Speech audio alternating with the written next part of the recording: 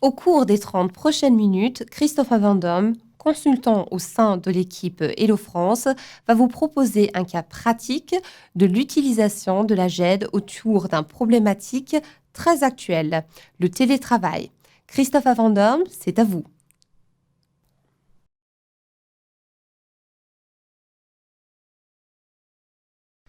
Bonjour à tous et soyez les bienvenus à cette conférence qui a pour thème la GED au service du télétravail.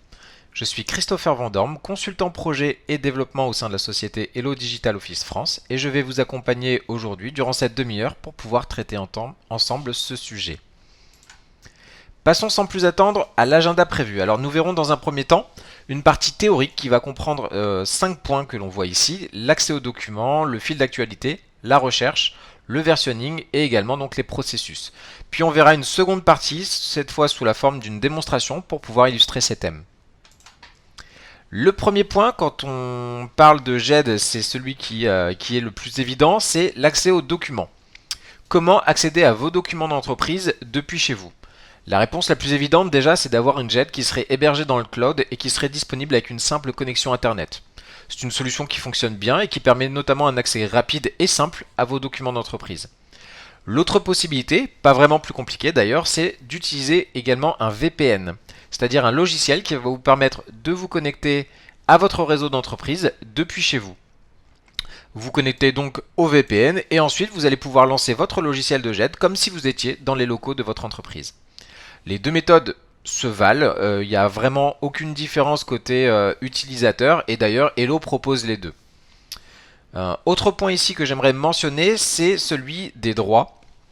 La GED va apporter ici une simplicité au niveau de la gestion des droits d'accès pour les documents et notamment pour pouvoir restreindre la visualisation de certains fichiers qui seraient confidentiels. Pour aller même encore un peu plus loin, on peut aussi restreindre les actions qui sont possibles en fonction du profil qui va se connecter. Je vous donne un exemple, tout simplement avoir le droit ou non de pouvoir valider ou de lancer un processus. Pour résumer ce point, mettre en place une GED, ça va permettre d'effectuer donc lorsqu'on va être en travail à distance, de pouvoir donc accéder aux documents d'entreprise de manière aussi simple que celle qu'on peut voir sur le schéma. Une simple connexion, qu'elle soit avec ou sans connexion VPN, et vous pouvez ensuite vous connecter à la solution Hello. Soit par le biais d'un client installé, soit par le biais du client web, peu importe.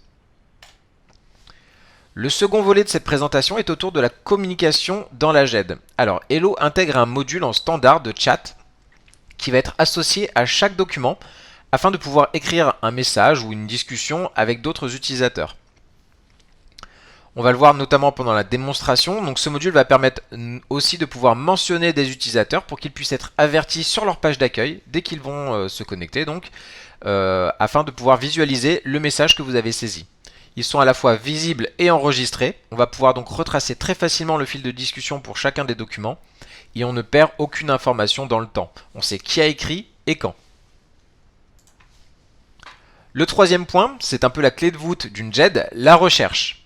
Alors dans Hello, la recherche va être vraiment très poussée. Vous allez pouvoir rechercher classiquement en mode Google, c'est-à-dire en mettant simplement le ou les mots-clés que vous allez vouloir rechercher. Et de là, la solution va alors faire une recherche à la fois dans tous les documents et dans leur titre, ainsi que dans leur indexation. L'indexation, c'est quoi? Ce sont toutes les informations qu'on a renseignées lorsqu'on a ajouté le document dans la GED. On va être également en mesure de pouvoir effectuer une recherche dans le plein texte.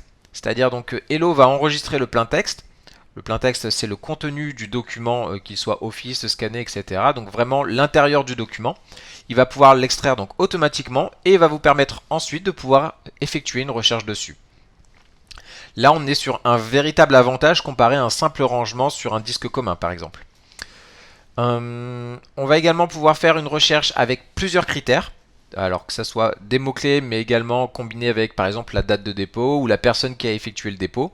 Et plus on va cumuler de critères, plus on va pouvoir affiner le résultat attendu.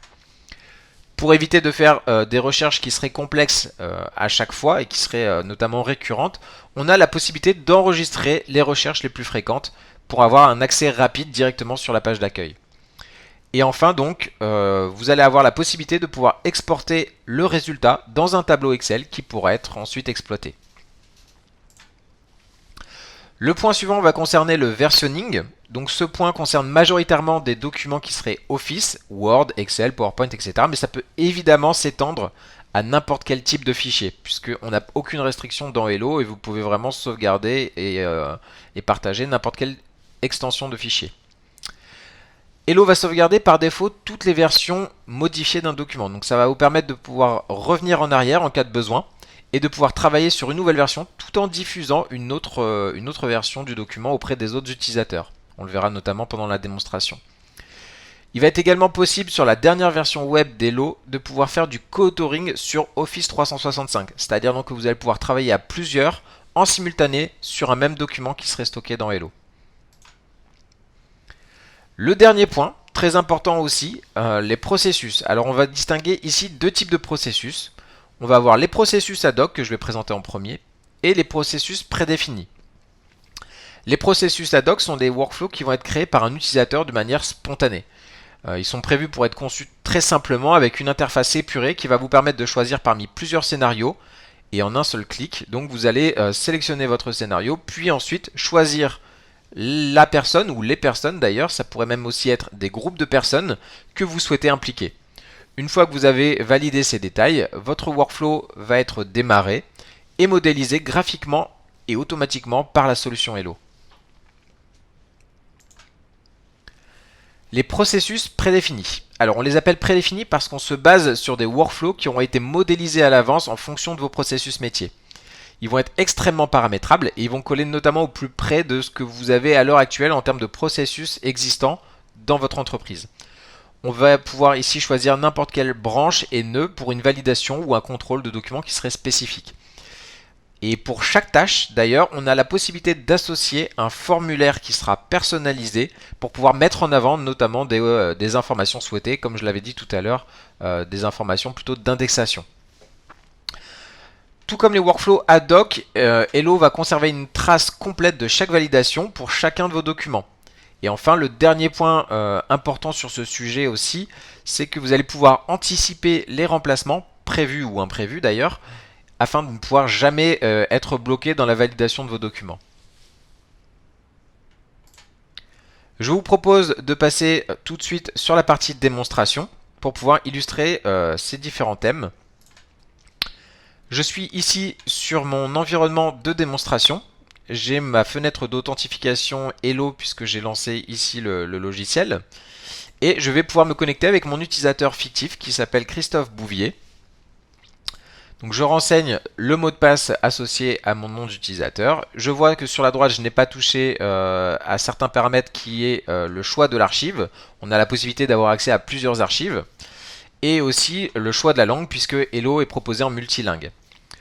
Petite information complémentaire sur la partie identifiant mot de passe, on a la possibilité de se connecter également en SSO lorsque Hello est connecté au LDAP pour pouvoir éviter d'avoir à saisir son mot de passe. C'est-à-dire donc que là, Hello se basera directement sur le login et mot de passe Windows pour pouvoir effectuer sa connexion directe.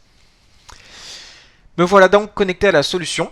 Je viens donc d'arriver sur ma page d'accueil. Je suis sur un profil qui est relativement complet. Donc Christophe Bouvier est un responsable qui a accès à beaucoup d'informations dans cette archive. Et il possède également donc un certain nombre de raccourcis sur sa page d'accueil qui sont présents ici. Donc ces raccourcis sont sous la forme de tuiles et ces tuiles donc vont vous permettre d'accéder soit à des parties de l'arborescence où sont stockés les documents, soit accéder à des recherches que vous auriez enregistrées, soit également lancer directement des actions comme par exemple ici on voit visualiser un dossier RH, ce genre de choses, démarrer une nouvelle candidature pour toute la partie recrutement. Donc voilà, ça ce sont plutôt des actions. Et on a également aussi la possibilité d'avoir accès directement à des tableaux de bord puisque Hello intègre en standard un module de tableau de bord.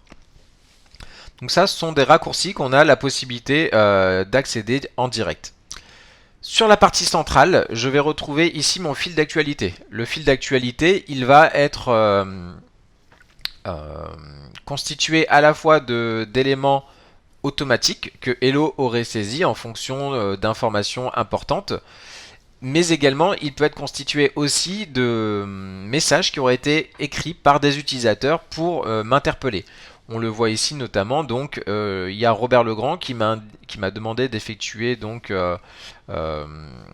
une présentation à partir d'un modèle qui aurait été déjà indiqué, et j'ai également ici un autre message d'un autre utilisateur qui souhaiterait que je mette en forme le document. Donc pour pouvoir y accéder, j'aurais juste à cliquer ici sur le titre du document pour pouvoir basculer sur les archives et arriver sur le document en question. Juste avant de le faire, je souhaiterais juste terminer sur cette page d'accueil et vous indiquer également qu'on peut retrouver sur la partie droite tout ce qui va concerner les processus, qu'ils soient prédéfinis ou ad hoc. Et on voit ici donc que j'ai certains processus en attente et certains qui sont en urgence, qui ont donc des deadlines qui ont été expirés et sur lesquels j'ai du coup un focus qui a été mis en avant. Je vais cliquer ici sur le document qui s'appelle résumé afin de basculer directement sur ce document. Donc ce qu'on peut voir, c'est que je suis arrivé ici sur la partie archive. Donc cette partie archive a une interface qui se divise en 3 grandes parties. On va retrouver sur la partie gauche l'arborescence avec des dossiers, des sous-dossiers et des fichiers, de la même manière que ce qu'on peut retrouver sur Windows. Sur la partie centrale, je vais avoir un aperçu du document. Et sur la partie droite, je retrouve le fil d'actualité. Alors cette fois-ci, il est différent de celui de la page d'accueil puisque celui-ci ne va concerner uniquement le document en cours. On retrouve ici donc par exemple des informations sur les différentes versions qui ont été ajoutées ou modifiées par les utilisateurs. Donc ça, ce sont des messages qui sont automatiquement créés par la solution Hello. Et on va également retrouver des messages qui auront été effectués par les utilisateurs. J'ai donc ici mon document et je vais, tel que me l'a demandé donc Guy Mercier, mettre en forme le document. Donc pour pouvoir modifier un document dans la GED, ça va être relativement simple. J'ai uniquement besoin de faire un clic droit, checkout et modifier. Qu'est-ce qui va se passer? Tout simplement, là, j'ai sorti le document de la GED. Et donc on voit qu'il s'est ouvert avec la suite Office puisque c'était un document Word et il s'est donc ouvert avec Word. Je vais avoir ici la possibilité de le modifier. Mais je vais le faire d'ailleurs tout de suite. Donc on va faire quelque chose d'assez visible. Je vais surligner le titre et je vais le centrer. Voilà. J'enregistre ici.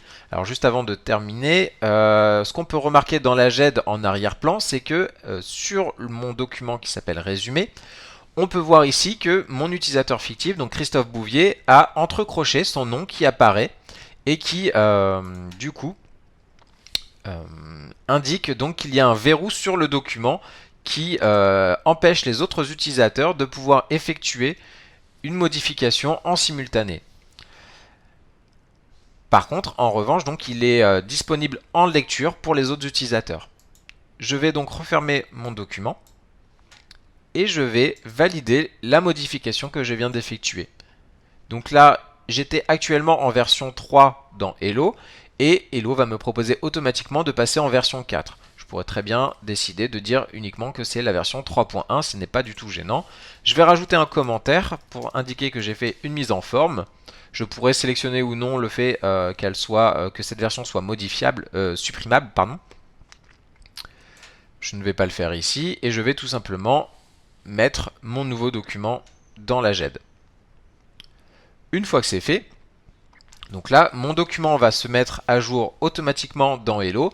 Et en plus de ça, donc le verrou qui aura été apposé donc par mon utilisateur va également être débloqué, ce qui permettra aux autres utilisateurs de pouvoir donc accéder au document directement dans Hello. Donc voilà, là mon document a été mis à jour. On peut le voir ici, notre mise en forme apparaît. Et si je vais vérifier donc les différentes versions, donc ici je peux accéder aux différentes versions de mon document. On peut voir ici donc un résumé de toutes les versions qui ont été sauvegardées par Hello. Et on peut voir donc qu'aujourd'hui, Christophe Bouvier a mis en forme donc le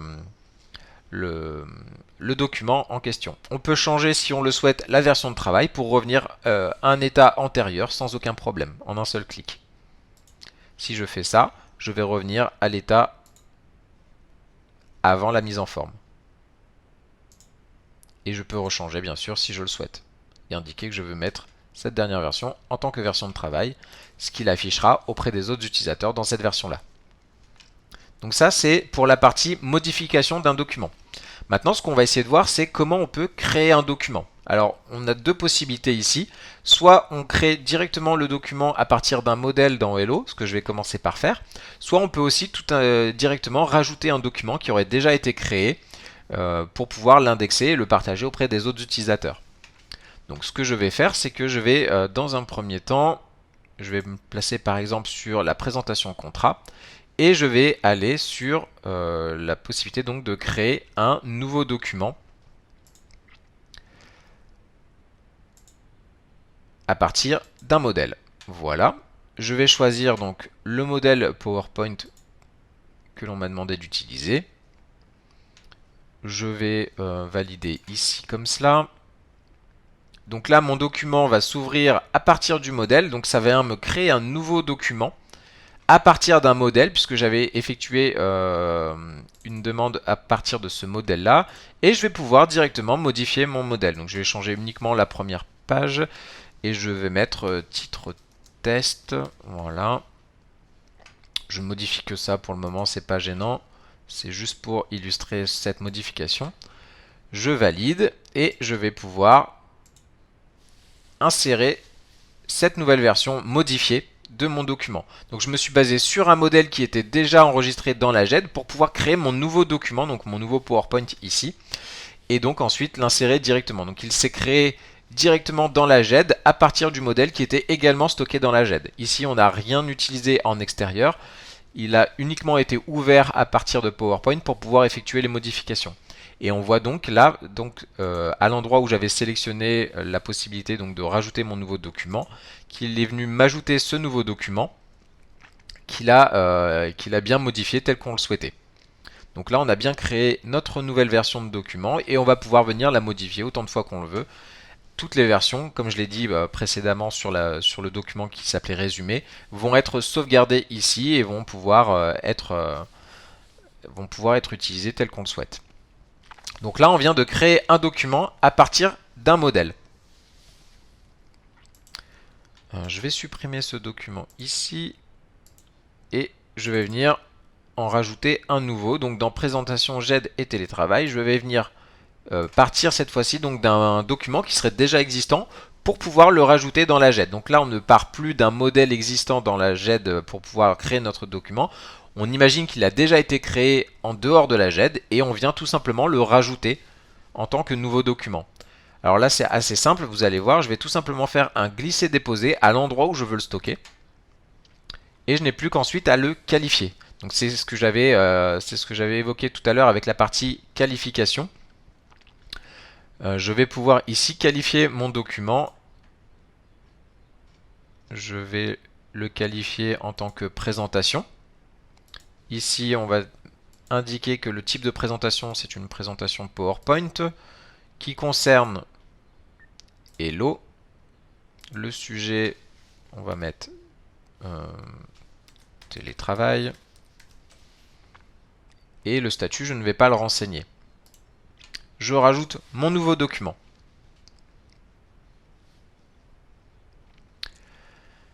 À partir de là, donc mon document a été stocké et il a également été qualifié. Ça, cette partie qualification pourra me resservir notamment pour la partie recherche, pour pouvoir rechercher sur soit les types de documents, soit sur le produit qui sera présenté, soit sur le sujet en particulier, ou encore sur le différent statut. Ce qu'on peut voir, c'est que je n'avais pas renseigné tout à l'heure le statut, mais pourtant là, on voit que le statut a été renseigné automatiquement par la solution. Pourquoi tout simplement parce que ici, par défaut, lorsque je viens qualifier mon document en tant que présentation, il y a un workflow qui va être démarré directement lorsque le document va arriver en GED. Je vais vous le présenter immédiatement. Donc ce workflow est présent ici et il est relativement simple. Donc on a effectivement notre début de workflow qui est indiqué ici. Donc c'est bien Christophe Bouvier qui a initié ce workflow en ajoutant le document. il y a eu ensuite une étape automatique qui a été d'effectuer un changement de statut. On vient changer ici le statut, donc qui était à ce moment-là vide, et on vient le mettre à en cours de validation. Puis on vient faire ici une vérification. On vient vérifier en fait si le produit est égal à Hello. Si c'est le cas, on part sur cette branche-là. Si ce n'est pas le cas, on part sur une autre branche. Donc là, on voit qu'en fait, comme le produit, je l'avais bien qualifié en tant que Hello, il est passé sur cette étape-là et donc il a envoyé la validation directement auprès de l'utilisateur Guy Mercier, qui ensuite pourra me faire un retour en indiquant que la présentation a été validée. On changera automatiquement le statut en validé pour ensuite terminer le workflow. Je vais donc me connecter avec cette fois-ci le client web en tant que Guy Mercier pour pouvoir effectuer cette validation de workflow et pouvoir faire avancer mon workflow. Donc là, ce que j'effectue, contrairement à tout à l'heure où j'étais connecté avec le client riche, là je vais me connecter avec le client web qui ne nécessite aucune installation particulière. Il faut juste avoir accès directement à la bonne URL, soit donc par le biais d'un VPN, soit uniquement par le biais d'une connexion Internet. Je vais donc sur mes tâches à valider et je vais avoir ici ma validation. Je vais donc pouvoir visualiser mon document PowerPoint si je le souhaite. Et une fois que je suis d'accord, je peux mettre donc présentation validée. Donc là, je n'avais qu'un seul choix. On peut imaginer un workflow un peu plus complexe avec la possibilité aussi de revenir en arrière pour effectuer d'autres modifications lorsque la présentation mérite d'avoir une mise à jour. Je peux également ici mettre une remarque si je le souhaite et bien sûr faire avancer le workflow. À partir de ce moment-là, donc le workflow qui était donc à la date du jour a disparu de mes tâches en cours.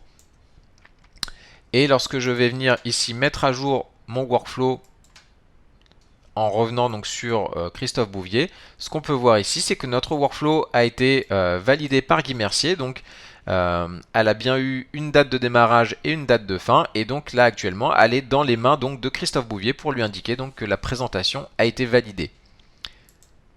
C'est-à-dire donc que si je vais dans mes tâches, je vais retrouver ici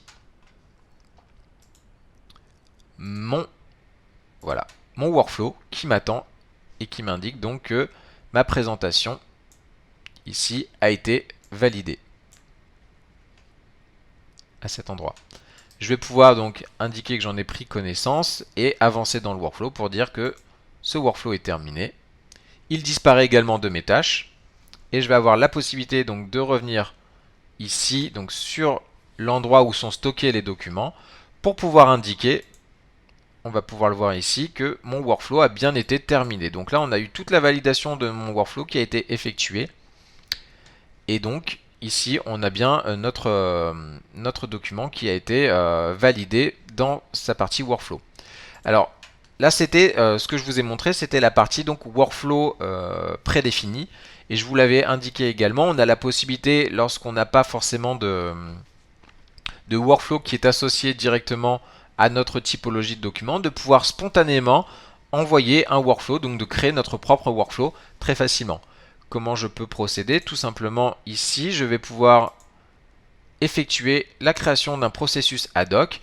Et on peut le voir ici, on a quelques scénarios qui nous sont proposés, comme par exemple de l'approbation en série ou en parallèle, de la prise de connaissance en série ou de la prise de connaissance en parallèle. Je vais pouvoir prendre l'approbation en parallèle. Je pourrais mettre par exemple ici Guy Mercier pour avoir à peu près le même schéma que celui que je vous ai présenté tout à l'heure, en un peu plus simple. Et en validant ici, ça vient me créer donc le processus et ça m'a modélisé directement un processus adapté. Donc là on le voit ici, on a bien une tâche qui a été envoyée à Guy Mercier et celui-ci aura deux choix, donc soit la possibilité d'approuver, soit la possibilité de refuser également. Dans ces cas-là, on aura de toute façon un retour, un feedback qui sera envoyé à l'utilisateur qui a créé donc ce workflow ad hoc pour lui indiquer s'il y a eu une autorisation ou s'il n'y a pas eu d'autorisation. Donc ça, ce sont vraiment les deux types de workflow. Donc soit le workflow prédéfini qu'on a vu qui a pu se lancer en automatique directement lorsqu'on a ajouté le document, soit directement un processus ad hoc qui va être spontanément lancé par un utilisateur. Pour terminer cette conférence, je vous souhaiterais également vous présenter la partie recherche, donc qui est vraiment très intéressante ici aussi. Et on va pouvoir lancer une recherche donc très facilement à la Google en mettant ici par exemple un mot-clé et en lançant la recherche. Donc là évidemment il nous retrouve plusieurs informations et il nous indique également les emplacements, donc les endroits où il a trouvé l'information. On va avoir ici donc notre PowerPoint qui concerne donc la GED au service du télétravail, qu'il a trouvé donc dans la désignation, c'est-à-dire dans le titre et également dans le champ. On va avoir aussi d'autres documents tels que par exemple le résumé qui était qualifié en tant qu'entrée libre, donc il n'avait aucune donnée d'indexation associée à ce document.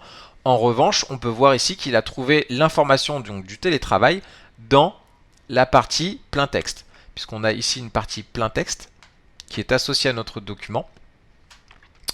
Et il peut donc visualiser et retrouver par rapport au contenu du document directement l'information souhaitée.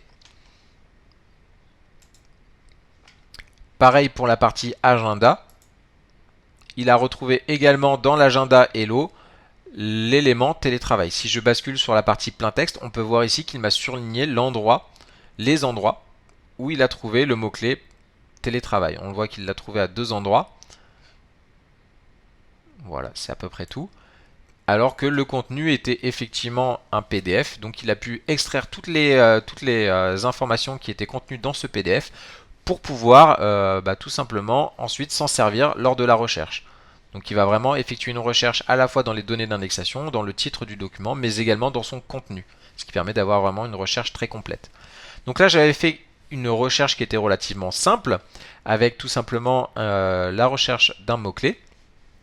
Mais on a également la possibilité de pouvoir étoffer notre recherche en mettant par exemple la personne qui a déposé le document, donc soit l'administrateur, soit Christophe Bouvier par exemple.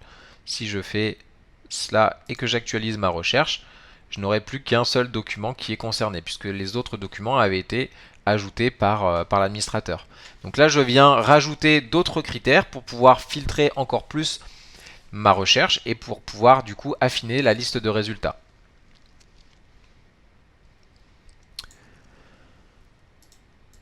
Ensuite, pour terminer, je souhaiterais juste préciser, comme je l'avais effectué sur le PowerPoint de présentation, qu'on a la possibilité ici de pouvoir enregistrer la recherche, donc c'est-à-dire ici, soit ajouter un nouveau favori de recherche qui apparaîtra donc sur ma page d'accueil, soit également définir comme standard, c'est-à-dire donc de définir cette recherche comme la recherche par défaut, ce qui fait que lorsque j'arriverai directement sur ma partie recherche, ces critères seront déjà prédéfinis pour pouvoir me faciliter la vie lorsque je souhaiterais faire d'autres recherches dans le futur.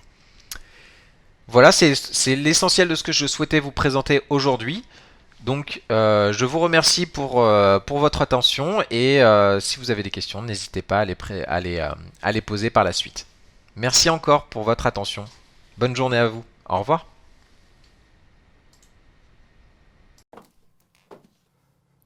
Merci beaucoup pour cette présentation ô combien d'actualité. Christopher Van Dorm sera disponible dans l'espace de la discussion lors de la prochaine pause. Et n'oubliez pas que vous êtes invité à noter cette conférence. Merci beaucoup.